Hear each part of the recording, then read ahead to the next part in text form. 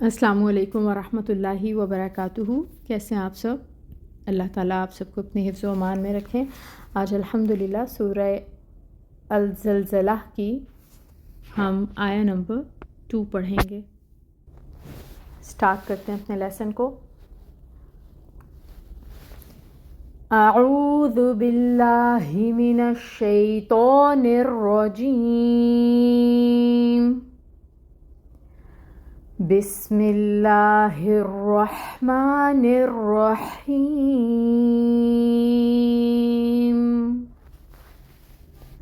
وَأَخْرَجَتِ الْأَرْضُ أَثْقَالَهَا۔ تجوید rules دیکھیں گے۔ واو کے لیے اپنے لپس کو راؤنڈ کرنا ہے، ہونٹ کول کریں، اور فتحہ کی حرکت کے لیے 1 کاؤنٹ پڑھیں گے، اور حمزہ ہے اس کو محقق ادا کرنا ہے، آ کی ساؤنڈ آئے گی، اور جو اوپر فتحہ ہے اس کو لمبا نہیں کرنا، 1 کاؤنٹ ہی ادا کرنا ہے۔ خو ہے، خو کو پر پڑھنا ہے، حروف مستعلیہ میں سے ہے۔ آخ، رو کو پر کریں کیونکہ اوپر فتحہ ہے، اور یہ جو فتحہ کی حرکت ہے اس کو 1 کاؤنٹ پڑھیں گے۔ جیم کے اوپر فتحہ ہے، 1 کاؤنٹ۔ تا باریک حروف میں سے ہے، اس کے نیچے کسرہ ہے، 1 کاؤنٹ۔ وَأَخْرَجَتِ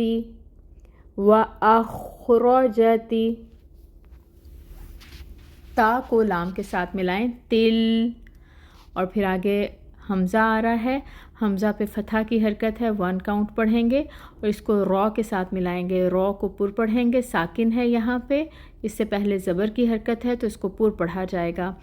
وَأَخْرَجَتِ الْأَرْضُ، دود کے اوپر پیش، 1 کاؤنٹ، ٹھیک ہے، اور یہ جو ہے یہ بھی پر پڑھا جائے گا۔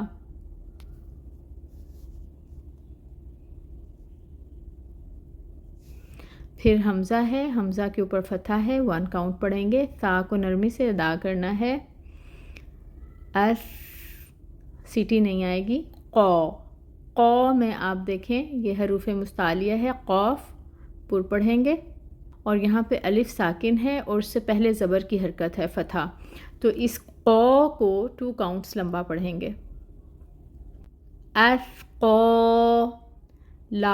لا جو ہے اس کے اوپر فتحہ کی حرکت ہے، 1 کاؤنٹ، ہا وسط حلق سے، ہا جو ہے یہ اقصی الحلق سے نکلے گی،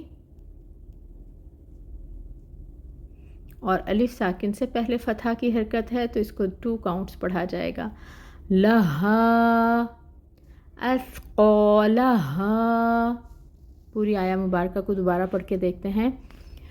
وَأَخْرَجَتِ الْأَرْضُ أَثْقَالَهَا۔